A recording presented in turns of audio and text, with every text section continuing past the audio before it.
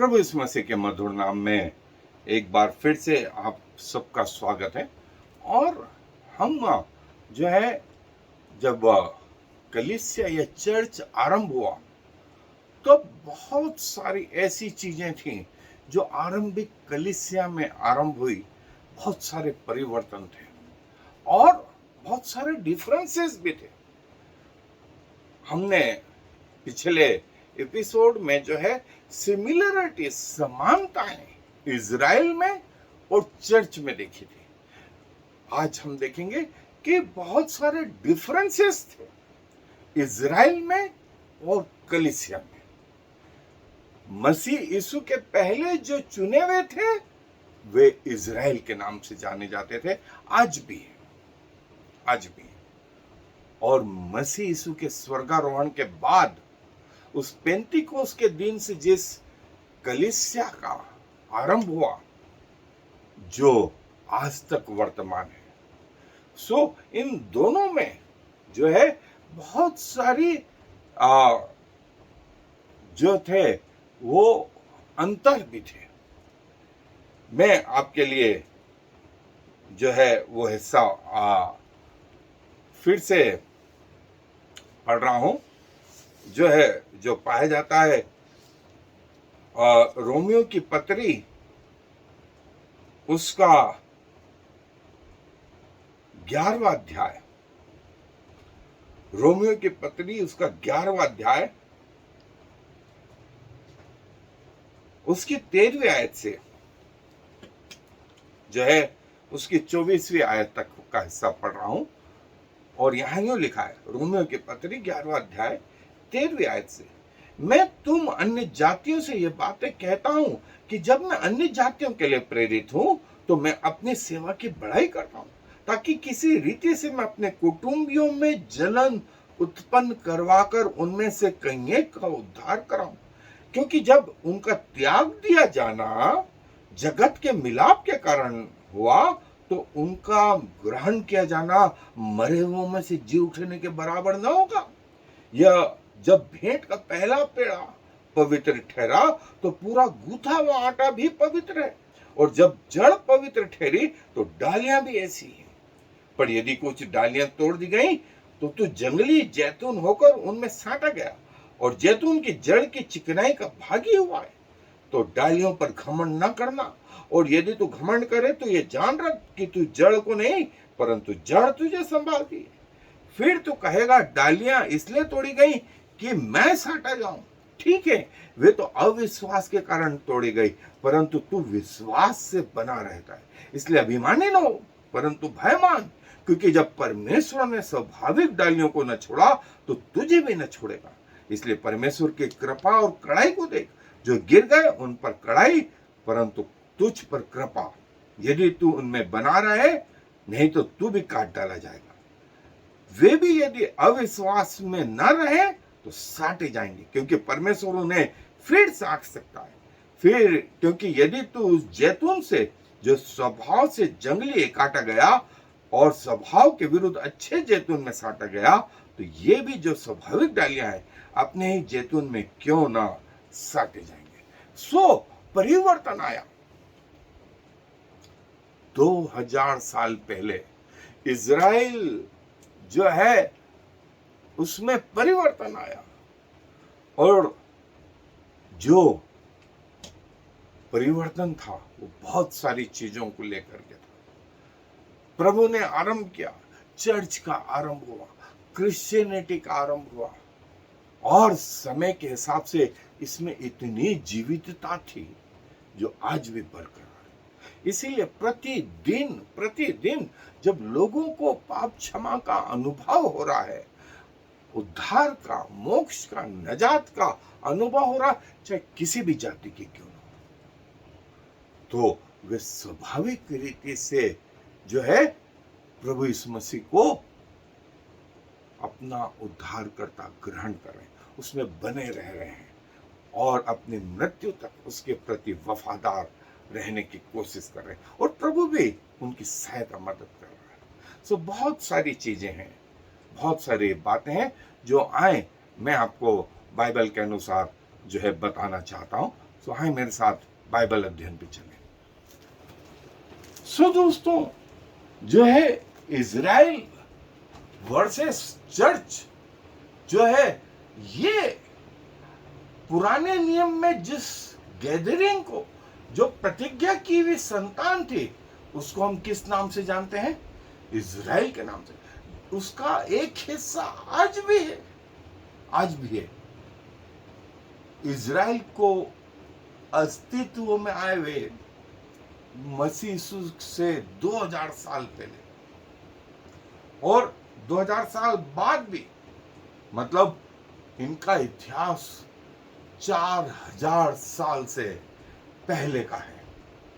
और चर्च का इतिहास मात्र 2000 साल या प्रभु यीशु मसीह के स्वर्गारोहण के बाद में, जब पवित्र आत्मा उतरा, उस दिन चर्च का जन्म हुआ, जिसे इक्लेसिया के नाम से जाना गया। और ऐसा कहा गया कि नया नियम, जैसे पूरी इतिहास दो हिस्सों में बट गया, बिफोर क्राइस्ट, आफ्टर क्राइस्ट, और जो है आफ्टर क्राइस्ट चर्च और बिफोर क्राइस्ट इज़राइल। लेकिन कई चीजें जो है परिवर्तनीय थी, हम जो है इसे देखेंगे। और जो है इज़राइल और चर्च जो है बाइबल के मेन जो है कैरेक्टर्स रहे। और इज़राइल पुराने नियम में, नए नियम में कलीसिया, एक्लेसिया, चर्च, चर्च। और जो है पुराने नियम में जिसने अपने पूरे कालों में परमेश्वर की प्रतिज्ञा को फुलफिल किया, और वो एक परछाई थी आने वाले चर्च की, आने वाले चर्च की, नए नियम की कलीसिया की। जैसा हम रोमियो की पत्री उसका 9वां अध्याय और 11वें अध्याय में देखते हैं कि पुराने नियम का इज़राइल नए नियम के कलीसिया से कैसे जो है सिमिलरिटी रखता था, और क्या क्या डिफरेंस भी थे,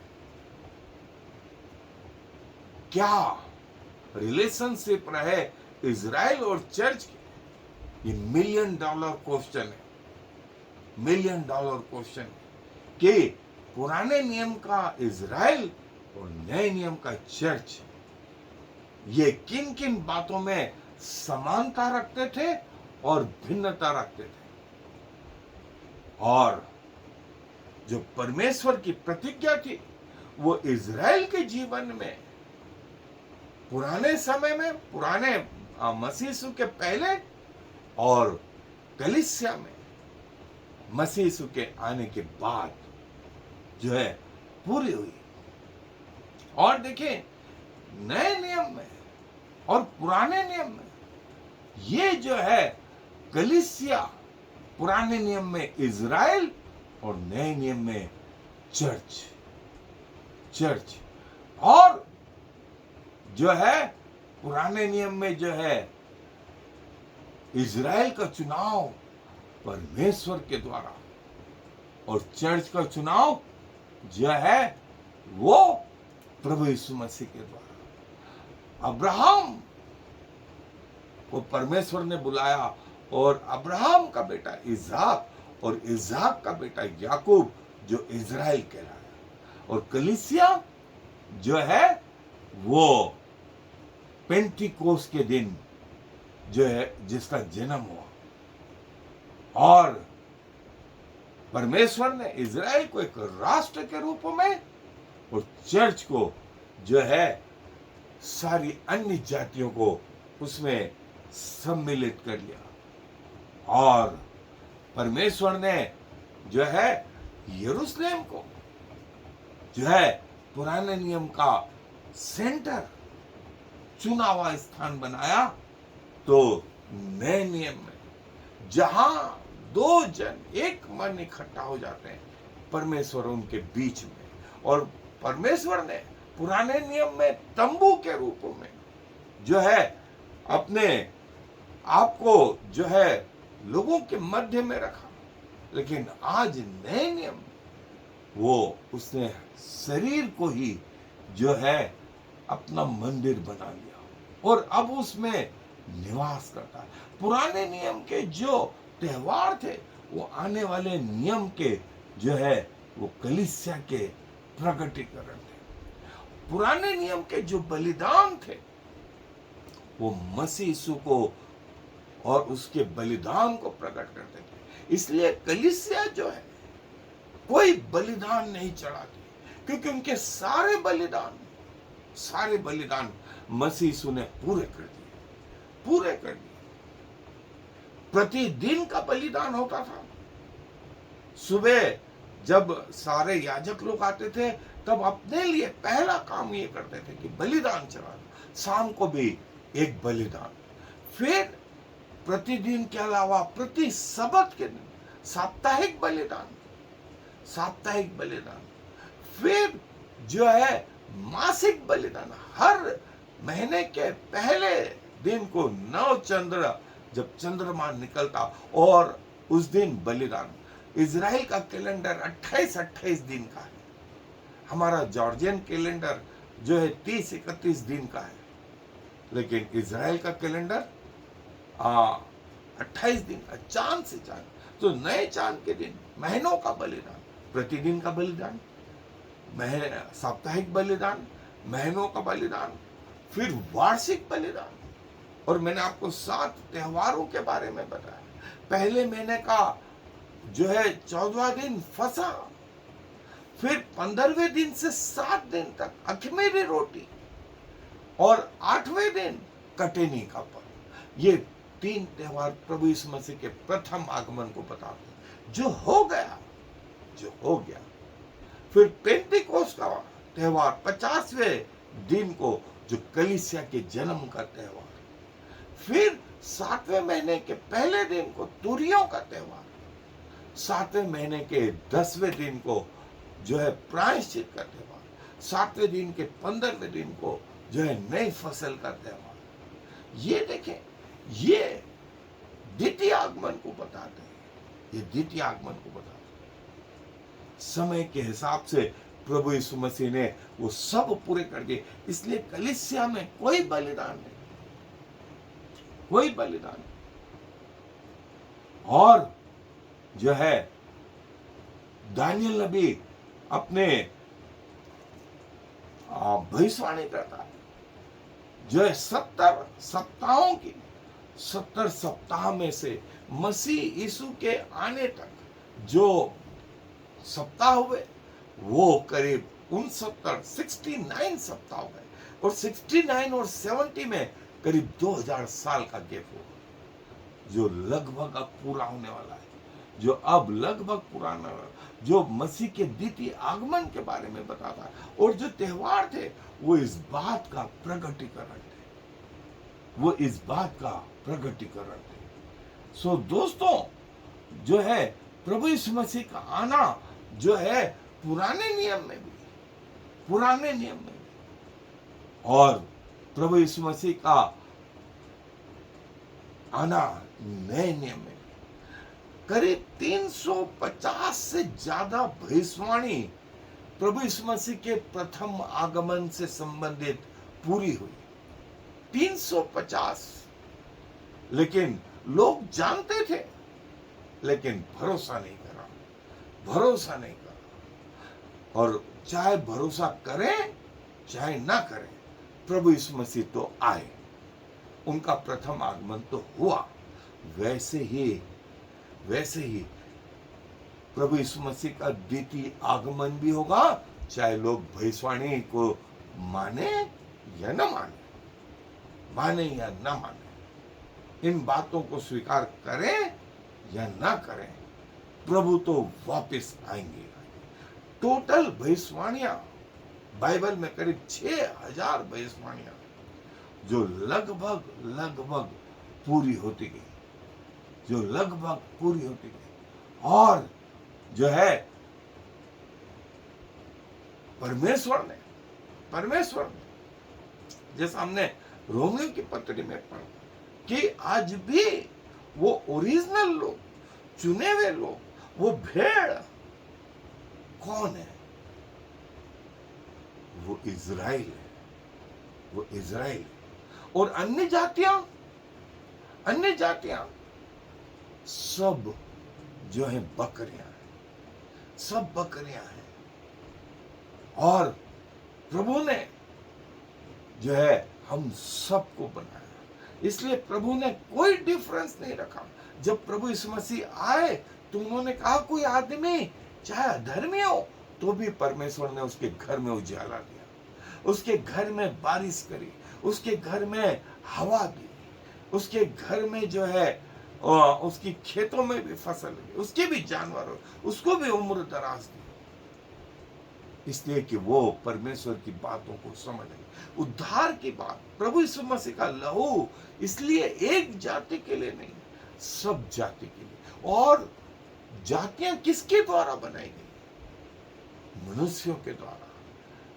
एक अफ्रीकन आदमी को भी उसी परमेश्वर ने बनाया जिस परमेश्वर ने अमेरिकन को बनाया, जिसने ऑस्ट्रेलियन को बनाया, जिसने एशियन को बनाया, जिसने चाइनीज और अन्य लोगों को बनाया, सबका परमेश्वर एक ही है। इसलिए यीशु का लहू एक विशेष वर्ग के लिए नहीं, सब लोगों के लिए। और जिन्होंने उस पर विश्वास करा, प्रभु ने उन्हें नया जीवन दिया। और इसीलिए आज जो है उद्धार का क्षेत्र सारी दुनिया में फैल गया, सारी दुनिया में फैल गया। ये इतना जबरदस्त। और देखिए,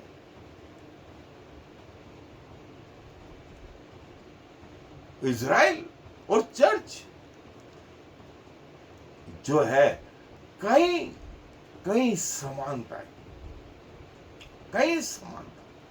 और इनसे संबंधित ये वर्ड्स, बाइबल के ये वर्सेस जो है, समय नहीं, लेकिन आप इन्हें रोक करके पढ़ सकते हैं। और जो है इज़राइल में और मसीह की देह में जो समानताएं और भिन्नताएं हैं, वो भी आप देख सकते हैं। जो डिफरेंस है, जैसा अभी हमने समानता देखी, तो कई डिफरेंस है। और वो डिफरेंस जो है, वो जो है ये बताते हैं कि कई चीजें जो है पुराने नियम की जो इज़राइल में थी, वो आने वाले चर्च की परछाई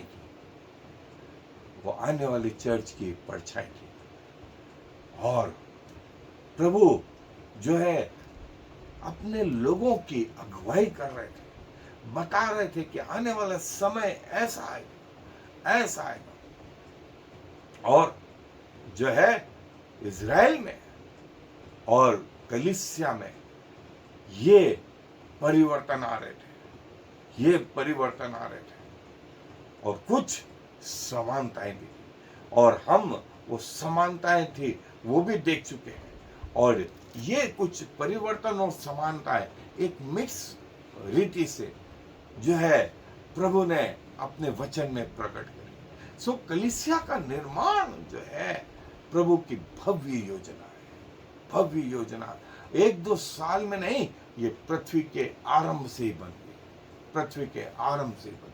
और उचित समय पर सब कुछ प्रभु अपने अनुसार इसे पूरा कर रहे हैं। सो प्रभु अपने वचन पर आशीष दें। आए दुआ में अपने सरों को झुकाएंगे।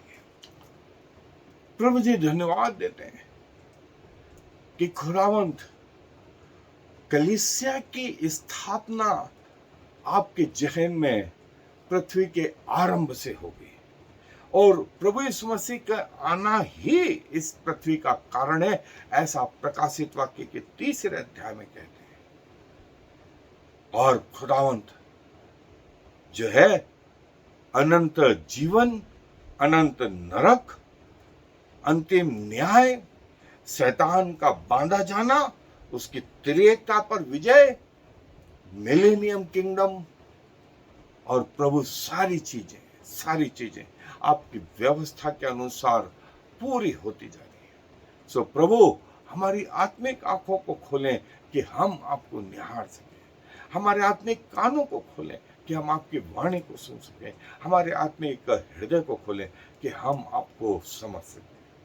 सारा मान सम्मान गौरव आपको देते हुए इस विनती को प्रभु यीशु मसीह के नाम से मांगते हैं, आमीन और फिर आमीन।